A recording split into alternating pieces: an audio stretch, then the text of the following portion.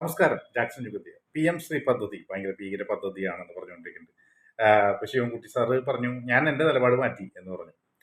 സത്യത്തിൽ 19 കൊല്ലം കഴിഞ്ഞ് മാറ്റേണ്ട നിലപാടാണ് ഇപ്പം മാറ്റിയത്. അത് ഭയങ്കര അഡ്വാൻസ് ആയിട്ടുള്ള ഒരു കാര്യമാണ്. അങ്ങനെ മനസ്സിലാക്കുക. അപ്പോൾ ഈ PM-ശ്രീ പദ്ധതി എന്താണ് ഈ സാധനം? അപ്പോൾ ഇവിടെ പറയുന്ന ഒരു ഇത് ഈ ഈ വൃത്തിരിട്ട രാഷ്ട്രീയമാണ് ഇവിടെ കളിച്ചുകൊണ്ടിരിക്കുന്നത്. പറയുന്ന ന്യായം എന്താണെന്നറിയോ? മോദിയുടെ പടം വയ്ക്കേണ്ടി വരും, അതാണ് പ്രശ്നം. ആഹാ, ഇതിനു മുമ്പ് ഒരു പ്രധാനമന്ത്രി പടം വെച്ചിട്ടില്ലേ? ഒരു പ്രധാനമന്ത്രിമാര് പേര് വെച്ചിട്ടില്ലേ? നരേന്ദ്രമോദി എന്ന് തന്നെ വെച്ചിരുന്നെങ്കിൽ, വാജ്പേയി എന്ന് വെച്ചിരുന്നെങ്കിൽ, എൽ കെ അദ്വാനി എന്ന് വെച്ചിരുന്നെങ്കിൽ നിങ്ങൾക്ക് എന്ത് ചെയ്യാൻ പറ്റും?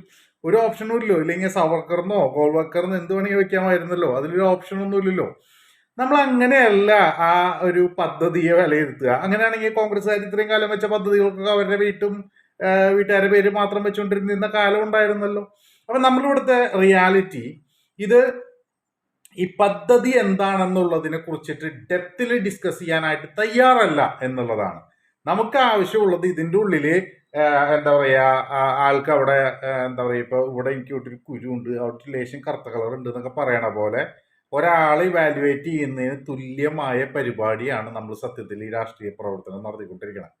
അതായത് ഇതിനെ വൃത്തികെട്ട രാഷ്ട്രീയം എന്ന് തന്നെ പറയണം. ഇങ്ങനെയല്ല ജനാധിപത്യം മുന്നോട്ട് പോവുക.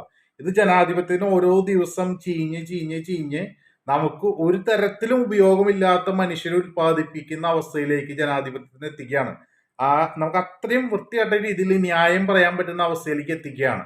അപ്പൊ ഇവിടെ നമുക്ക് മനസ്സിലാക്കേണ്ട കാര്യം, ഈ PM-ശ്രീ പദ്ധതി എന്ന് പറയുന്ന പദ്ധതി വരുന്നത് എഡ്യൂക്കേഷനിലെ കുറച്ച് ഡെവലപ്മെന്റ്സ് വരികയാണ്. അപ്പൊ അതിനെ കുറിച്ചിട്ട് എന്താണ് ഈ ഡിസ്കഷൻ വരാത്തത്?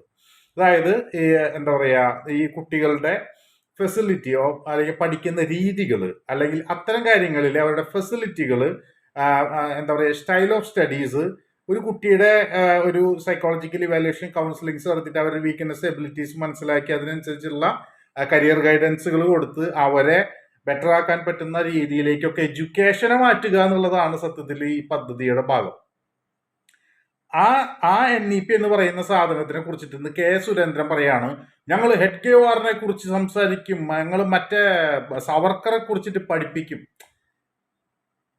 അയാള് എന്താ പറയാ, ബീഫ് കഴിച്ച് ഉള്ളിക്കറി എന്ന് പറയുന്ന, അല്ലെങ്കിൽ ഹാൻഡ്സ് വെച്ചിട്ട് ഈ പറഞ്ഞ പരിപാടി ഇട്ട് തല മുടിക്കൊട്ട് താഴേക്കിട്ട് 50 രൂപയ്ക്ക് പെട്രോൾ കിട്ടുമ്പോ എന്ന് പറയുന്ന പോലത്തെ ഒരു മണ്ടത്തരം പറയുന്ന ആളാണ്. ഒരു കൊള്ളില്ലാത്ത ഒരാളാണ്. ഒബ്വിയസ്ലി നമുക്ക് മനസ്സിലാക്കാം അയാൾ കുറച്ച് വർഗീയത പടർത്താൻ പറ്റും. അത്ര തന്നെ അയാൾ ഇതിലും ചെയ്യുന്നുള്ളൂ. അതിനേക്കാൾ മുകളിലല്ലേ അയാൾക്ക് വലിയ സംസ്കാരമൊന്നുമില്ല. അപ്പൊ അയാൾ ചെയ്യുന്നത് എന്താണെന്ന് വെച്ച് കഴിഞ്ഞാൽ ഇവിടെ ഇത് അംഗീകരിച്ചപ്പോ